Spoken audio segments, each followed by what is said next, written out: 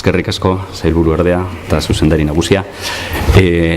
Para comenzar este primer bloque de la jornada sobre la responsabilidad jurídica en la enfermedad profesional, tenemos con nosotros a dos personas que ya las ha presentado ya el viceconsejero, que van a intervenir en este primer bloque, después del cual podremos hacer un pequeño coloquio, podréis preguntar lo que queráis a ambos. Bueno, en el caso de María Luisa ha pedido estar debajo para escuchar con más atención, entonces en principio le toca a Ricardo Domínguez. Ricardo, como ya os ha presentado el viceconsejero, es el jefe de la inspección de la Comunidad Autónoma de Euskadi, y él os va a hablar sobre el derecho de los trabajadores a la protección frente a la enfermedad profesional. Ricardo, cuando quieras. Buenos días. Me ha tocado a mí, bueno, en primer lugar, yo creo que es necesario agradecer a Osalan la realización de estas jornadas por la divulgación que supone un tema tan importante y tan trascendente como es el tema de las enfermedades profesionales. Creo que las personas que van a pasar por aquí hoy a lo largo de la mañana y los técnicos son yo diría del mayor nivel que se puede encontrar hoy actualmente en su práctica profesional correspondiente, y creo que va a ser tremendamente ilustrativo todo lo que nos puedan aportar. A mí me corresponde en esta ocasión dar las líneas generales o si quieren ustedes un esbozo de los conceptos jurídicos que es necesario tener en cuenta antes de entrar a hablar de las responsabilidades en materia de enfermedades profesionales. Para las personas que habitualmente trabajan en estas materias, pues evidentemente doy por sentado que son conocedores de los distintos aspectos que vamos a tratar, pero en una jornada divulgativa como esta creo que es necesario, para poder acercar a todo el público, a trabajadores, a empresas, a organizaciones sindicales y empresariales, los contenidos que vamos a tratar, pues hacer una reflexión y ver los puntos críticos que tiene los conceptos jurídicos de la enfermedad profesional antes de abordar las distintas responsabilidades.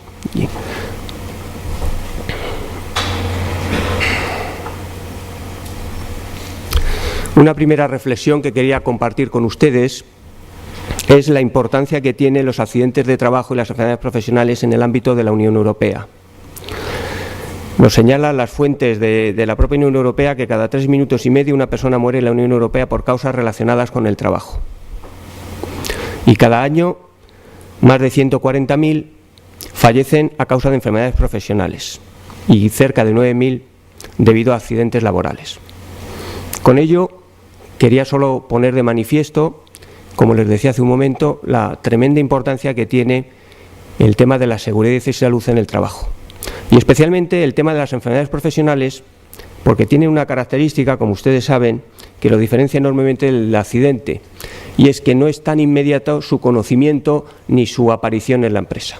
Así como el accidente presenta una relación causa-efecto directa e inmediata, que no hace necesario más que abordar medidas eficaces, preventivas, porque las consecuencias son conocidas de manera inmediata, en el caso de la enfermedad vamos a ver, y nos irán señalando los distintos ponentes, cómo los periodos de latencia prolongados, la dificultad de separarla muchas veces del ámbito común, del ámbito profesional, hace que su definición, su determinación y su protección en ocasiones resulte mucho más compleja. Les traigo a continuación, es obligado ver dónde se encuentra la definición legal de enfermedad profesional.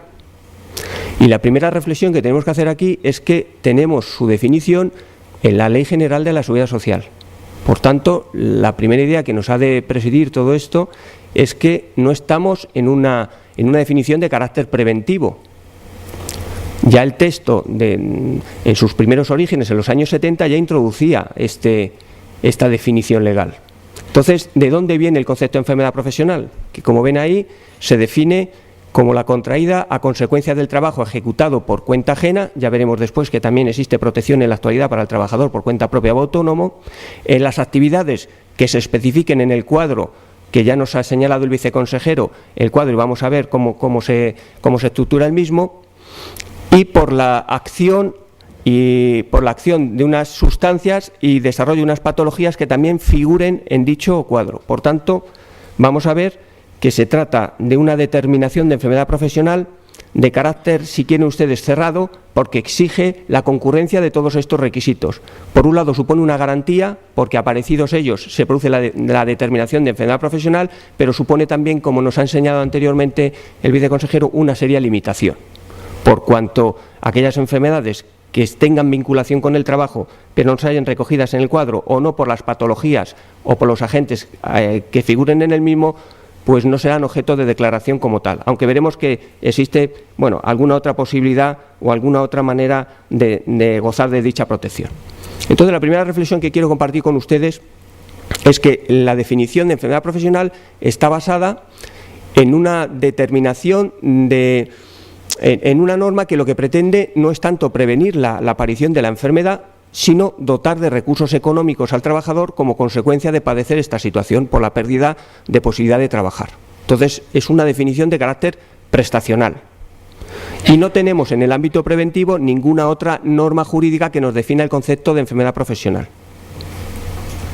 Ello nos ha de poner, por tanto, en este punto, en situación de que todas las enfermedades profesionales, de alguna manera, están llamadas por la ley para ser protegidas y garantizar al trabajador unos medios de vida suficientes y adecuados, pero no todas están, digamos, no tenemos una norma jurídica que desde el punto de vista preventivo nos cierre el cuadro de responsabilidades, el cuadro de obligaciones que tenemos en relación con las enfermedades profesionales. En el Estatuto del Trabajo Autónomo, también es una norma reciente del año 2007, encontramos también obligaciones de las administraciones públicas en relación con la seguridad y salud de estos colectivos. Como saben ustedes, en principio, por definición, el trabajador autónomo es garante de su propia seguridad. Se encuentra excluido, en principio digo, de la aplicación de la Ley de Prevención de Riesgos Laborales, que dicen que informará la práctica habitual de este colectivo, pero él en su verdadera condición de trabajador por cuenta propia debe ser autogarante de sus propias condiciones de seguridad, y en materia de enfermedades profesionales de igual manera. Ahora bien, luego seguramente nos explicarán que las interrelaciones necesarias que surgen entre el autónomo y las distintas empresas contratistas y subcontratistas a lo largo de la actividad profesional ordinaria y común van a poner de relieve que estos, en su calidad de empresarios contratantes de los trabajadores autónomos, tengan responsabilidades en relación a la vigilancia de las condiciones de seguridad y salud. Yo no lo voy a abordar porque estoy convencido que será objeto de tratamiento posteriormente. ¿A la Administración qué papel le deja el Estatuto del Trabajo Autónomo? Pues la promoción, el asesoramiento técnico y, por supuesto, la vigilancia y control del cumplimiento de la normativa. El trabajador autónomo, por definición, ya con la última modificación de la Ley de Infracciones y Sanciones, es posible sujeto activo y sujeto paciente de responsabilidades en materia de prevención de riesgos laborales. Hasta entonces no figuraba como posible sujeto imputable, pero con la última modificación de la Ley de Infracciones y Sanciones al orden social también lo es. Por tanto, jurídicamente es posible extender responsabilidad al trabajador autónomo por incumplimientos que afecten a sus propias condiciones. ¿Qué concepto de enfermedad profesional hay para los trabajadores autónomos en el Real Decreto 1273 de 2003, que es donde se define el concepto de enfermedad profesional para el trabajador autónomo? Vamos a ver que tienen las mismas características que las que hemos visto en el artículo 116 de la Ley General de la Seguridad Social respecto a los trabajadores por cuenta ajena. Y nos señala que la enfermedad profesional es la contraída a consecuencia del trabajo ejecutado, en este caso por cuenta propia, en las actividades en virtud de la cual el trabajador está incluido en el campo de aplicación de este régimen especial, provocada por acción de elementos y sustancias, y en las actividades contenidas en la lista de enfermedades profesionales con las relaciones de las principales actividades capaces de producirlas. Es decir, va a tener... Es un poco farragoso la redacción, luego vamos a ver, se lo he sintetizado de una manera mucho más clara para que lo vean de manera más sencilla, pero en el fondo nos traslada al mismo cuadro que está establecido para los trabajadores por cuenta ajena. Es necesario que se encuentre listada, que se dé por las sustancias, los agentes y unas determinadas patologías. Si es así, el trabajador autónomo gozará de una protección equivalente a los trabajadores por cuenta ajena en materia de enfermedades profesionales. Por tanto, aquí les señalo los 4 requisitos fundamentales que se extraen de las definiciones legales tanto de la protección para los trabajadores por cuenta ajena como para los trabajadores por cuenta propia. Enfermedad profesional requiere una enfermedad que esté incluida en el cuadro específico que se señala en los anexos, provocada por los agentes que allí se describen, en las actividades profesionales que también se relacionan en los mismos y que sea a consecuencia del trabajo ejecutado en dicha actividad profesional. ¿Qué pasa cuando alguno de estos elementos falla? Bueno, tenemos todavía una vía de escape legal que nos deja el artículo 115 de la Ley General de la Seguridad Social, que les recuerdo que es el que define el concepto de accidente de trabajo. Después de definir el accidente de trabajo como toda lesión corporal que sufra el trabajador con ocasión o por consecuencia del trabajo que desarrolla por cuenta ajena, en sus distintos apartados nos señala que también serán considerados accidentes de trabajo, en uno de los supuestos, aquellas enfermedades no incluidas en el listado de enfermedades profesionales cuando se pruebe que tuvo causa exclusiva la realización del trabajo que venía realizando el trabajador. Entonces vean aquí las características que nos señala la norma. Requiere que el trabajador pueda acreditar que la causa exclusiva de esa enfermedad no incluida en el cuadro de enfermedades profesionales tiene origen exclusivamente en el trabajo que desarrolla por cuenta ajena. Y el problema aquí, y luego seguramente tanto la fiscal Edurne como la magistrada nos lo pondrán de manifiesto, la dificultad estriba en poder acreditar jurídicamente estos extremos.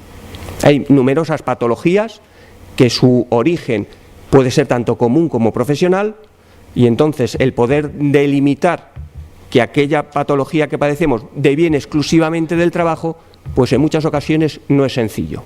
Entonces, cuando corresponde la carga de probar esto al trabajador, pues encuentra la seria dificultad en términos de conseguir el objetivo lícito que pretende, de arrimar los suficientes elementos e indicios probatorios que puedan hacer que se lleve a cabo esta determinación.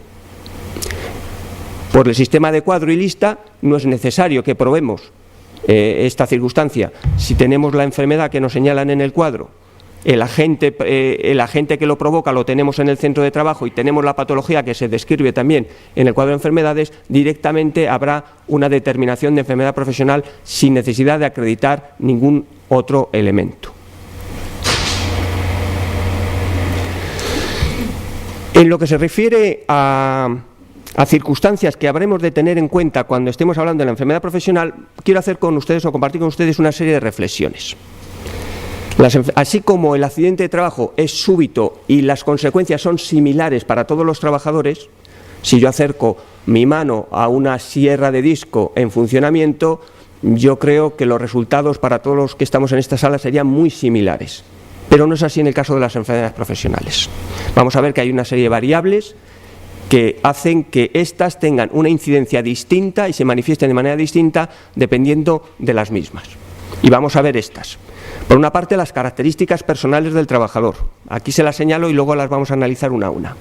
Los tiempos de exposición son fundamentales y determinantes. Ustedes saben que anualmente se elabora una guía por el Instituto Nacional de Seguridad e Higiene donde se establecen unos valores límite ambientales, donde se entiende, según los conocimientos técnicos actuales, que la mayoría de los trabajadores para una exposición de 8 horas de trabajo no van a sufrir efectos perjudiciales.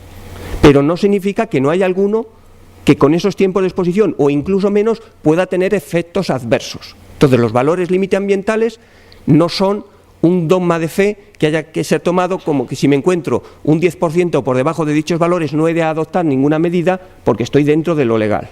No. En el tema de las exposiciones a contaminantes, los riesgos implican que el empresario debe adoptar la mayor número de medidas posible para disminuir las exposiciones al mínimo razonable. Y cuando digo mínimo no es simplemente por debajo de los valores límites expositivos por las características que vamos a ver.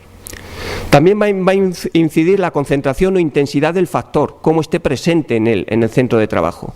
Cómo se manifieste, no es lo mismo los distintos procesos, un corte, un pulido, una acción de un trabajo de soldadura, depende cómo se esté realizando, pues evidentemente es generador de una serie de sustancias o de tóxicos al ambiente que pueden ser, solamente con medidas organizativas o de producción, pueden ser minimizados.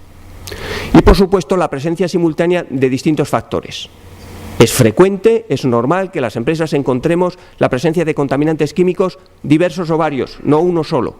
Difícilmente trabajamos hoy en las empresas con un solo tipo de agente contaminante y por tanto habremos de estar también a las influencias o interferencias que puedan existir entre los mismos. Vamos a ver cada una de estas características, si les parece, de una manera un poquito más detallada.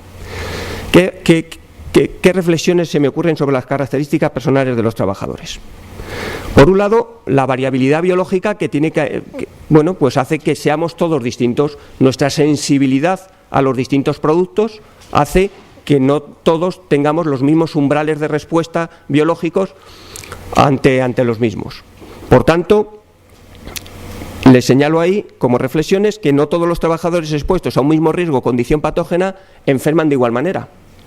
Ante la misma exposición podemos encontrar trabajadores, y es así frecuente, que unos no presentan ninguna patología, algunos presentan algunas molestias ligeras y algún otro enferma de manera importante y grave. No podemos, por tanto, basarnos en criterios democráticos, si me permiten ustedes, mayoritarios, decir, bueno, como la mayoría no tiene dolencias importantes o no ha manifestado daño, pues yo creo que estoy haciendo las cosas razonablemente bien. Tienen que tener ustedes en cuenta que la protección eficaz que nos exige la Ley de Prevención de Riesgos Laborales exige que sea eficaz para todos los trabajadores, no para las mayorías, no para el conjunto mayoritario. Y esta protección eficaz nos va a llevar necesariamente a que tengamos que adoptar medidas especialmente con aquellos que presentan una mayor sensibilidad a los productos que estemos utilizando en la empresa. Y en cuanto a las posibilidades de enfermar estos trabajadores, ni todos lo hacen al mismo tiempo ni con la misma intensidad. Esto es casi un corolario de lo anterior. Por tanto, tampoco debemos tener falsas sospechas de garantía de que todo está bien por el hecho de decir, de momento no tenemos ningún trabajador enfermo. Para eso los controles periódicos de vigilancia de la salud nos pueden ayudar para ver si estamos haciendo las cosas correctamente. Por desgracia, estamos teniendo supuestos donde, como han comentado anteriormente, con el caso de la silicosis derivada de la exposición a aglomerados del cuarzo, donde de pronto se ha puesto de manifiesto que en una determinada plantilla, pues de 9, 10 trabajadores, hay 6 que presentan patologías derivadas de la exposición al sílice. Y se pone de manifiesto de una manera, digamos, súbita, si quieren ustedes, cuando ya se hacen unos reconocimientos médicos específicos y se puede llegar a la conclusión de que evidentemente no se están haciendo las cosas desde el punto de vista preventivo bien y existe una afectación importante a la salud de los trabajadores. Para ello, una vigilancia de la salud correcta, adecuada, con los protocolos específicos que marca la norma en adecuación a los distintos riesgos que tenemos, se convierte en una herramienta fundamental para la gestión de los riesgos laborales. La presencia simultánea que señalábamos antes de varios elementos y varios factores que van a hacer que exista una multicausalidad en la misma, pues evidentemente esto es, yo creo que hoy en día en las empresas es lo habitual. No manejamos un solo producto químico, no realizamos una sola operación, sino que lo frecuente, lo normal, lo habitual es que se entremezclen diversas funciones o diversas actividades.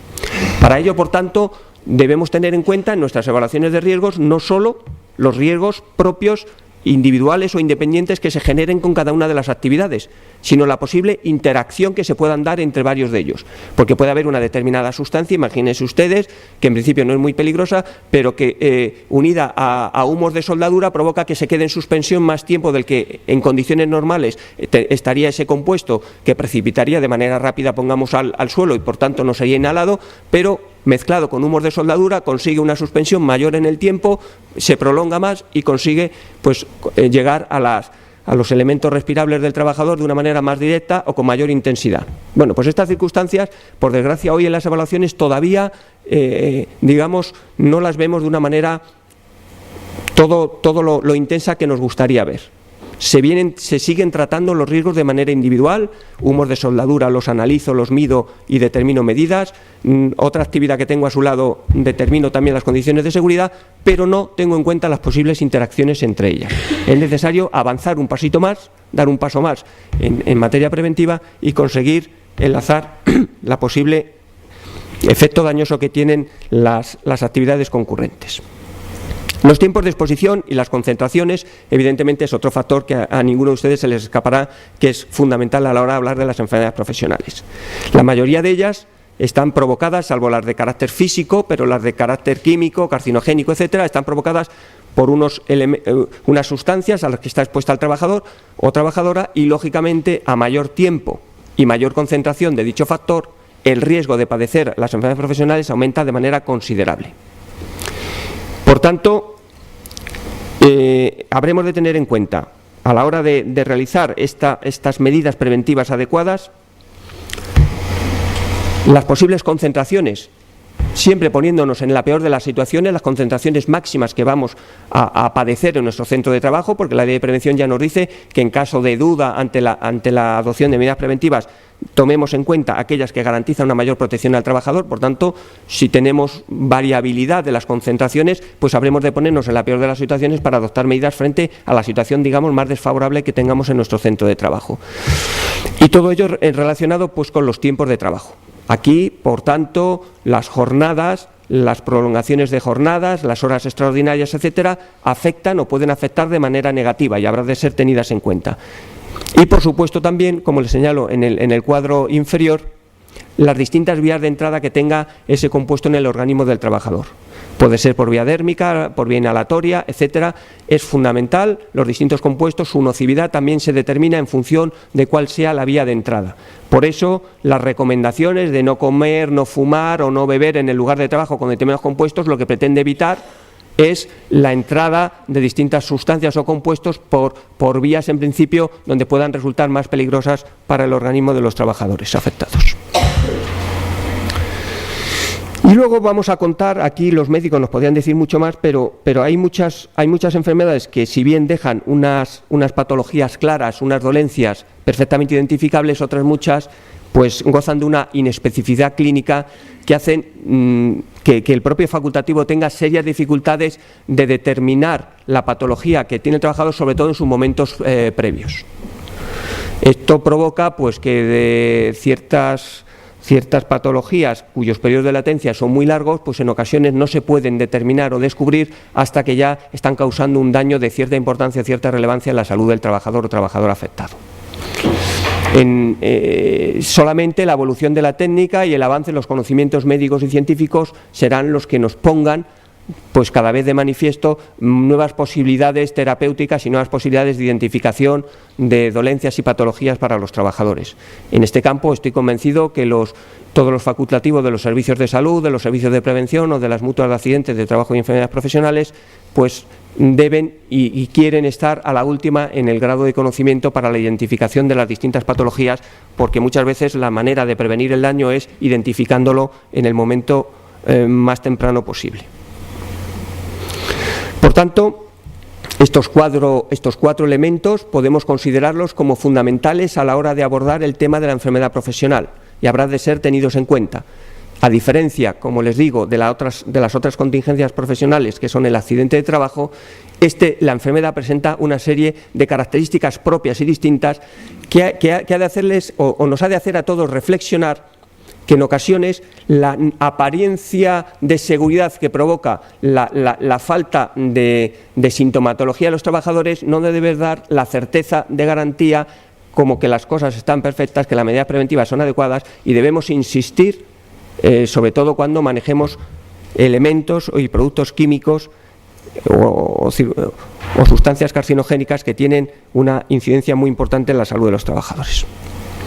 Sobre la normativa actual simplemente lo voy a pasar muy deprisa porque creo que lo conocen todos ustedes, pero era necesario hacer una primera reflexión por si hubiera gente que no conociera nuestro sistema de lista. La Organización Internacional del Trabajo describe 3 posibles sistemas que pueden adoptar los estados para la determinación de sus enfermedades profesionales. Sistemas de listas o listas cerradas, que les señalo ahí, un sistema abierto donde sea la determinación de la patología por parte de los facultativos la que determinen su origen o no profesional. Ello conlleva la dificultad de determinación, como les hemos señalado anteriormente, en ocasiones de dónde viene esa dolencia del trabajador, si es común, si es profesional, si proviene de ambas circunstancias, y algún sistema también que proponen algunos estados de regímenes mixtos o de listas abiertas. Tengo un catálogo de enfermedades, pero al margen de las mismas, luego tengo un sistema probatorio por el cual puedo llegar a acreditar una enfermedad profesional. Nuestro sistema, al que se parece, es lógicamente al sistema de listas cerradas. Es un sistema donde, si se dan los elementos, se cataloga como tal la enfermedad, pero si no se dan todos los elementos, la única vía que nos quedaría es probar la relación con el trabajo y que fuera declarado accidente laboral. La normativa es el Real Decreto 1299 del año 2006, que deroga el del año 78, deroga también el cuadro de enfermedades profesionales que existía e incluye, como nos han señalado anteriormente, 2 anexos. En el anexo primero es el listado propiamente del cuadro de enfermedades profesionales, y el segundo es esa lista de enfermedades que se sospecha que puedan tener una relación con el trabajo y, por tanto, van a ser objeto de estudio y seguimiento para una posible inclusión en un momento futuro. Esto supone un avance, si quieren ustedes, respecto al anterior listado.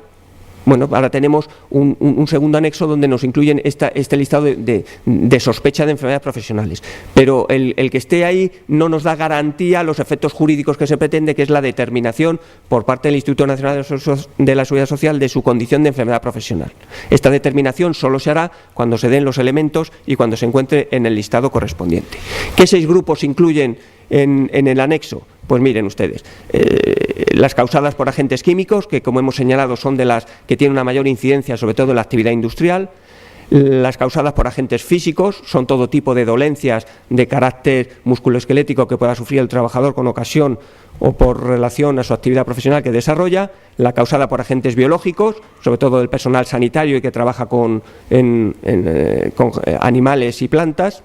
La causada por inhalación de sustancias y agentes no comprendidos en los otros apartados, las famosas neumoconiosis de todo tipo que se puedan dar por la inhalación de distintas sustancias, enfermedades de la piel que no estén comprendidas en alguno de los apartados anteriores, y las causadas por agentes cancerígenos, cualquier producto o sustancia que se utilice en el centro de trabajo que tenga como mención pues esas frases R de riesgo donde esté catalogada como agente cancerígeno en alguno de los grados que nos señala la normativa.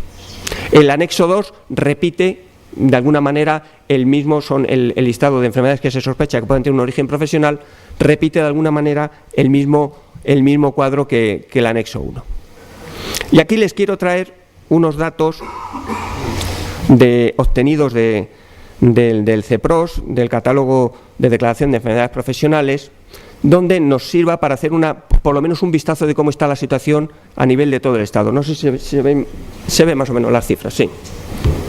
Les he traído 3 cuadros, para tampoco pretender abrumarles con muchos datos, pero creo que son significativos. En este es el cuadro del año 2013, de enero a diciembre, donde se determina las enfermedades comunicadas al sistema CEPROS por las distintas comunidades autónomas. Les he señalado en rojo las que corresponden al País Vasco y, como ven ustedes, pues estamos a la cabeza, si no total, yo creo que sí, ¿no? Estamos a la cabeza, salvo Cataluña, pero estamos en el grupo de cabeza. ¿Qué reflexión nos ha de llevar esto? Son datos, número de partes comunicados por comunidades autónomas y por sexo, con hombres y mujeres y el total. ¿Qué pone de manifiesto esta situación? Si ponemos en relación con la población activa que tenemos en Euskadi, sí seguramente seamos de los primeros en todo el Estado en declaración de enfermedades profesionales. Una de dos, o tenemos muchas o declaramos muchas. Yo me quedo con lo segundo claramente. Declaramos muchas. En relación al número de trabajadores que tenemos en la comunidad autónoma, tenemos un porcentaje de declaración muy alto. Eso significa que hay una gran concienciación de los distintos profesionales y agentes, de los propios trabajadores, de las empresas, de los servicios de prevención, de las mutuas, de las organizaciones sindicales que hacen también un seguimiento de todos en favor de la declaración y determinación de las enfermedades profesionales. Solamente, piensen ustedes, a través de la declaración se puede afrontar un riesgo, porque si el riesgo queda alargado, queda debajo de la mesa, el riesgo no se afronta. Entonces, primero, yo creo que en este caso debemos felicitarnos todos porque estamos en una comunidad autónoma pionera en el campo de la declaración de enfermedades profesionales. Seguramente queden más por declarar, estoy convencido, y habrá que seguir avanzando en ello, pero no por ello hemos de dejar de reconocer el esfuerzo que se está realizando hasta el momento. Les he puesto también aquí la evolución desde el año 2007 hasta el 2013, incluso les traigo los datos de enero-febrero del 14, que son los que están cerrados, de cómo ha ido la evolución de estos últimos años. Si nos fijamos, en el País Vasco, la declaración, los números de partes se han mantenido más o menos estables, con ligeras variaciones, pero no con grandes ni inflaciones ni decrementos tampoco del número de enfermedades comunicadas. Por tanto, nos lleva a la conclusión, o nos ha de hacer pensar, que desde hace ya unos cuantos años llevamos realizando una actividad razonablemente efectiva en declaración de enfermedades profesionales.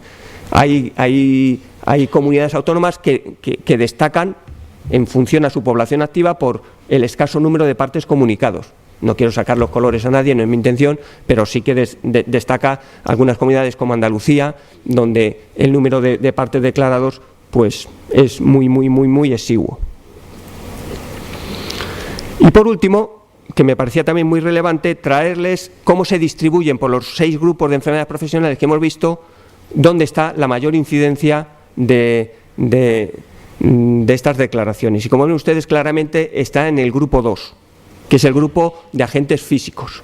Es el que está relacionado con patologías de carácter musculoesquelético que llevan a la determinación de enfermedades o patologías relacionadas con este tipo de situaciones. Y ya bastante ya distancia, mucha distancia, pues ya encontramos los grupos 3, 4 y 5 referidos a las neumoconiosis, a los agentes biológicos, y el 5 ya no recuerdo cuál era.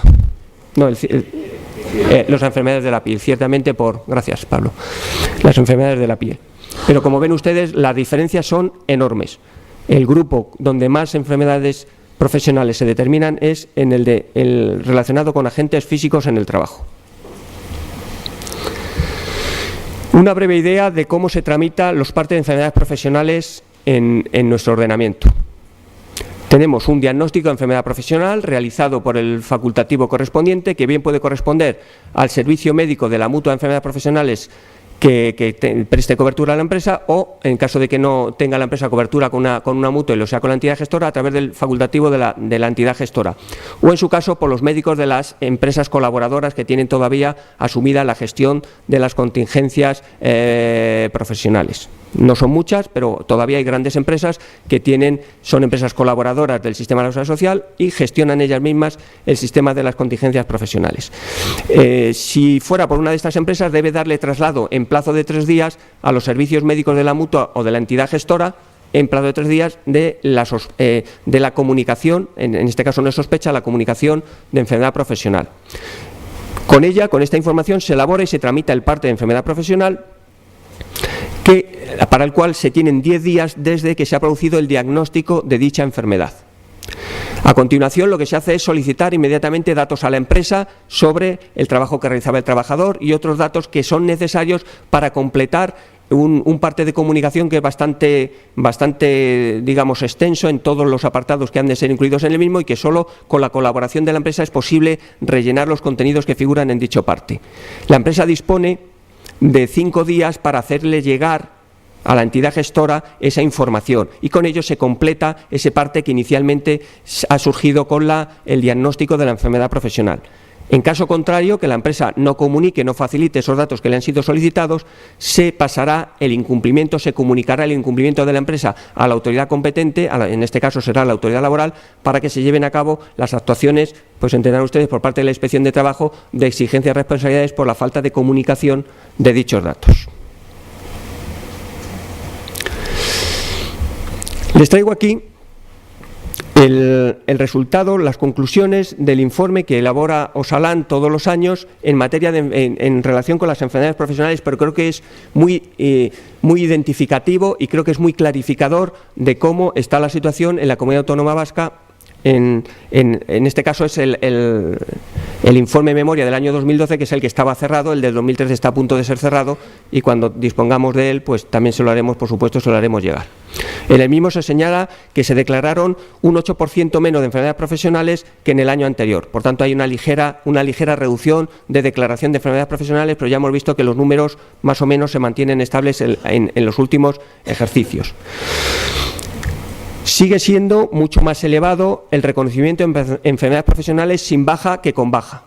Es decir, parece que no está siendo necesario que el trabajador tenga una patología importante que le cause la suspensión de su contrato de trabajo y estar en situación de baja para que ya se declare o se emita el parte de enfermedad profesional correspondiente, con lo cual creo que supone pues una situación de avance importante, no esperar a que las patologías se pongan o se manifiesten de una manera evidente en el trabajador para proceder a comunicar dicho parte. En el año 2012, además, la duración media de las bajas pues se ha reducido. Según los elaboradores de este informe y los técnicos que han colaborado en el mismo, el factor que ellos entienden que más influye en esta duración media es el tipo de enfermedad que se ha descrito. Evidentemente, no todas las enfermedades cursan con los mismos días de baja posible o de baja probable, y evidentemente, en función de las patologías que estemos considerando, pues las bajas sufren un aumento o una disminución. Las enfermedades musculotendinosas, lo que hemos señalado anteriormente, continúan siendo las más numerosas. Eso ya lo hemos visto en los datos de CEPROS, aunque van descendiendo en el último quinquenio, a la vez que se incrementan las dolencias derivadas del ruido en los trabajadores. La actividad, saben que las dolencias derivadas del ruido, por desgracia, son de esas enfermedades también latentes que solo se ponen de manifiesto cuando el trabajador pierde capacidad auditiva. Y por tanto, aunque se realicen pruebas de control audiométrico anuales, pues evidentemente solamente cuando se pone de manifiesto esta pérdida auditiva es cuando en ocasiones las empresas tienen conocimiento pues de que hay dolencias o que hay niveles de ruido excesivos en la empresa. Por tanto, habrá que pedir desde aquí una mayor sensibilización para hacer mediciones y mapas de ruido en las empresas, en aquellas que tengan que de manera habitual generen ruidos elevados, porque este tipo de patologías se está determinando que están incrementándose en la Comunidad Autónoma del País Vasco. En cuanto al género, parece que la incidencia en los hombres es 3 veces superior a la incidencia en las mujeres. Sin embargo, este ratio, nos señalan los técnicos, se modifica cuando se tienen en cuenta otros factores. Sin embargo, las que producen baja laboral, una vez que se controlan estos factores, en el colectivo de mujeres presentan un mayor riesgo de enfermedad profesional que el de los hombres. Entonces, aunque inicialmente los hombres parece ser el colectivo donde más se detectan enfermedades profesionales, las enfermedades quizá que luego tengan una mayor incidencia desde el punto de vista de la importancia, parece que recaen en el colectivo femenino en este caso. El sector industrial de Guipúzcoa fue el que notificó un mayor número de enfermedades profesionales. Y dentro de este sector industrial, pues las actividades que se le relacionan en el informe: la metalurgia, la fabricación sobre todo de productos metálicos, industrias extractivas, la industria textil o la industria de la madera y el corcho. En estas empresas fue donde los trastornos musculoesqueléticos, las hipoacusias y los síndromes del turno carpiano, dermatitis y enfermedad por agentes químicos fue donde tuvo una mayor incidencia. Como ven ustedes, son las patologías que coinciden con los cuadros donde se han detectado un mayor número, por supuesto, de enfermedades profesionales. O sea, son datos que vienen a corroborar, evidentemente, lo que hemos señalado anteriormente. Y los casos de silicosis, por desgracia, donde han tenido una mayor incidencia, ha sido en la provincia de Vizcaya. Aquí quizá la campaña que llevamos a cabo desde el año 2010 al 2012 en relación con la silicosis, sobre todo con la exposición a los aglomerados del cuarzo, ha tenido una importancia trascendente para la obtención de estos datos. Por parte de Osalan y por parte de la Inspección de Trabajo se llevó a cabo una campaña intensa de control de la totalidad de centros donde se manipulaban elementos o aglomerados de cuarzo, marmolerías, empresas de distribución, etcétera, donde se utilizaban este tipo de sustancias. Y con ello se puso de manifiesto que había un número de trabajadores afectados por estas dolencias pues significativo. Además, la comunicación de enfermedades profesionales en este tipo de patologías también puso en alerta a los facultativos de que se estaba produciendo un aumento de incidencia en este sector. ¿Cómo se garantiza? Solo 4 líneas, porque luego lo van a ver ustedes con detalle, el derecho a la protección del trabajador. La Ley de Prevención nos dice en su artículo 14 que el trabajador tiene derecho a una protección eficaz. Y aunque parezca esto una enumeración meramente programática o solamente de principios, luego en realidad, como ya tendrán ocasión de decirnos la fiscal y la magistrada, es que luego se aplica en la práctica. Es decir, la protección que se le pide al empresario respecto al trabajador tiene que ser eficaz. No vale solo con que sea documental, no vale solo con intentar cubrir, si quieren ustedes, el expediente de aquellas obligaciones que me marca la ley, sino tiene que garantizar la seguridad y salud del trabajador. Para ello, algunos de los elementos donde incide la norma que han de ser tenidos en primer lugar, es desde la información, consulta y participación de los trabajadores, las acciones de paralización cuando existan riesgos graves inminentes y, por supuesto, la vigilancia y seguimiento de la salud de los trabajadores. Pero no solo son estos los elementos, como saben ustedes, que han de ser gestionados a través de esa integración de la acción preventiva de la empresa, sino la totalidad de la gestión. Porque con ocasión de todos estos o de una mala relación con ellos, pues surgen una serie de daños derivados en el trabajo que son los que luego son originadores de las distintas responsabilidades que vamos a ver a lo largo de la mañana. Si somos capaces, en esa fase de gestión, de evitar la aparición del daño, evidentemente estamos evitando de manera lógica la aparición de posibles responsabilidades.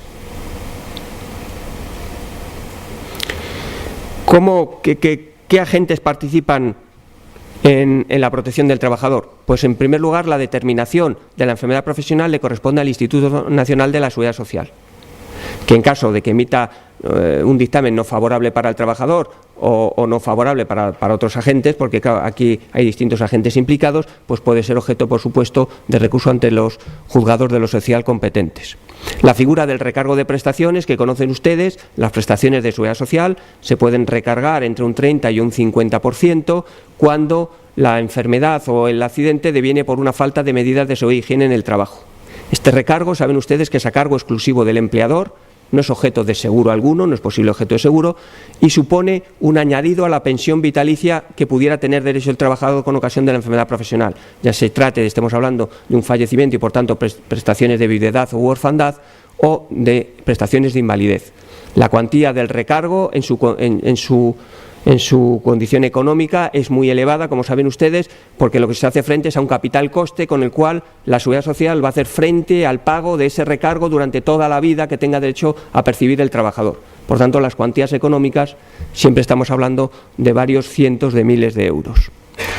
Y otra de las características principales, que no exige periodos de carencia, es decir, no exige periodos de cotización previo para el trabajador.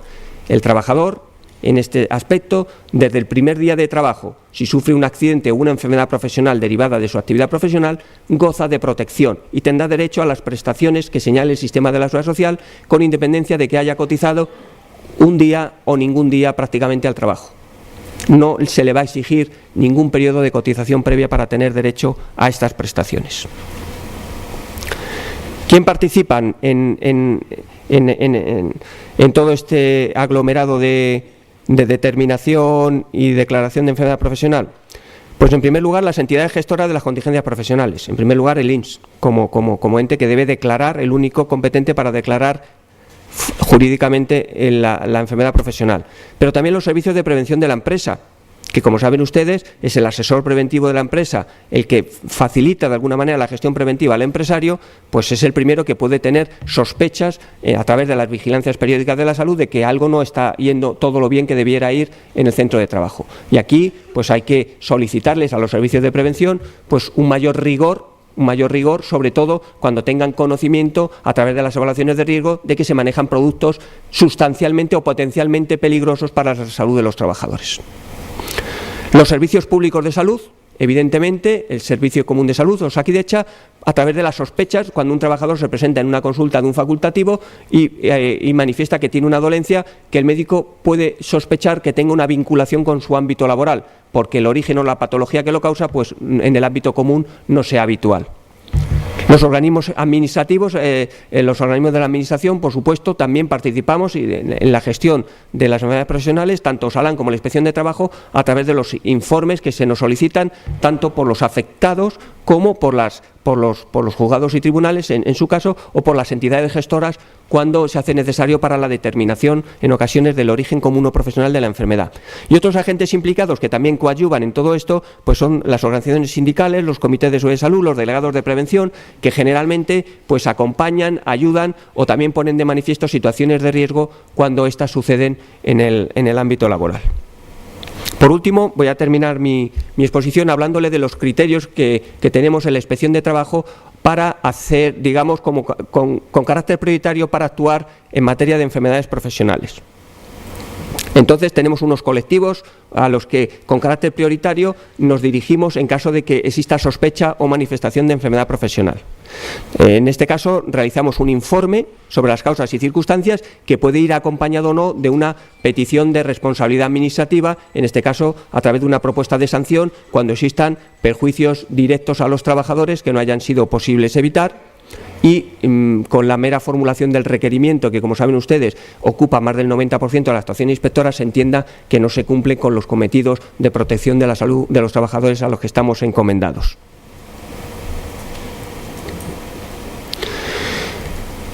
Con carácter general les puedo señalar que se realiza un informe de parte de la Inspección de Trabajo siempre que el agente profesional pertenezca a alguno de los grupos siguientes que les señalo: el de agentes químicos, el de biológicos, el de producido por inhalación de sustancias y agentes no comprendidos en otros grupos, o las enfermedades de la piel o carcinogénicos.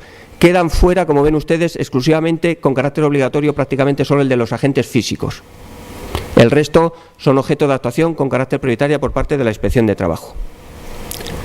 Para el de agentes físicos tenemos en cuenta otra serie de criterios, digamos, más exhaustivos. Desde luego quedarían incluidos todo cuando se trate de trabajadores menores de edad, por la especial protección que, como saben ustedes, tienen en su desarrollo personal y profesional, cuando se trate de situaciones de hipoacusia o pérdida de oído por ruido, los producidos por vibraciones mecánicas, los trabajos donde existan trabajos de compresión, trabajos en espacios confinados o trabajos por compresión donde exista presión superior o inferior a la habitual en la atmósfera, cuando exista una exposición en algún tipo de radiaciones ultravioleta por algún equipo de trabajo que se esté manejando que sea emisor de este tipo de radiaciones, por otros tipos de energía radiante, en este caso generalmente pues producidos en actividades de generación, sobre todo en la metalurgia, en producción de metales, pues todas las energías que se puedan producir de los hornos o de las coladas o de los vertidos, etcétera, pueden provocar enfermedades importantes en los trabajadores, o cuando se dé alguna de las circunstancias que les señalo a continuación. Partes de enfermedad profesional de trabajadores que no estén dados de alta en la Seguridad Social, es decir, trabajadores que en principio estén en la economía sumergida y que se pongan de evidencia que han sufrido daños, ello nos puede llevar a la sospecha de que la empresa no esté adoptando medidas de protección bajo la circunstancia de que, como tengo trabajadores sin dar de alta, no quiero poner de manifiesto situaciones de riesgo y, por tanto, no solo el trabajador afectado por la patología, sino otros compañeros puedan verse también afectados. Por tanto, esto goza de especial prioridad. Y en caso de trabajadores temporales, si la enfermedad no se puede vincular a un puesto de trabajo anterior en la misma o distinta empresa. Es decir, en el caso de los trabajadores temporales que han tenido una rotación muy alta en distintas actividades o empresas, la dificultad de los mismos estriba en saber de dónde proviene el origen que da lugar a la patología que padece el trabajador. Entonces, con este colectivo de trabajadores es necesario hacer, si quieren, un esfuerzo añadido para poder determinar cuál es el verdadero origen o de dónde provienen los daños que el trabajador nos está manifestando con ocasión de la declaración de enfermedad profesional. También en el caso de trabajadores de empresas de trabajo temporal o empresas subcontratistas, por la propia condición generalmente de menor protección que en muchos casos tiene lugar. Si tenemos en cuenta que hemos observado alguna deficiencia en los incumplimientos de esta información que debe facilitar la empresa, como ya les he señalado anteriormente, sería objeto de actuación inspectora y también tendría objeto o se llevaría a cabo el informe de investigación de la patología que padece el trabajador. Cuando las incapacidades temporales previsiblemente tienen una duración superior a 2 semanas, en este caso se entiende entonces que podemos estar en principio ante una patología de cierta importancia. Si tenemos conocimiento de que ha habido o va a haber un tratamiento hospitalario, por tanto también nos pone en evidencia una cierta trascendencia de la enfermedad que padece el trabajador, o si han existido diversas recaídas a lo largo de la vida del trabajador. Yo, por tanto, voy a concluir, si les parece a ustedes, mi exposición, señalándoles la idea trascendental que la enfermedad profesional es una enfermedad que muchas veces se encuentra alargada en los centros de trabajo, que es necesario replantearnos, si quieren, a partir de mañana mismo, la necesidad de darle una vuelta de nuevo a todos los agentes, a todos los productos, a todas las sustancias que estemos utilizando en el centro de trabajo, para verificar de alguna manera que ésta no supone un riesgo añadido para el trabajador. Y en este esfuerzo siempre nos encontrarán tanto a Osalan como a la Inspección de Trabajo para coadyuvar en la medida que nos sea posible a garantizar estos objetivos. Muchísimas gracias, eskerrik asko.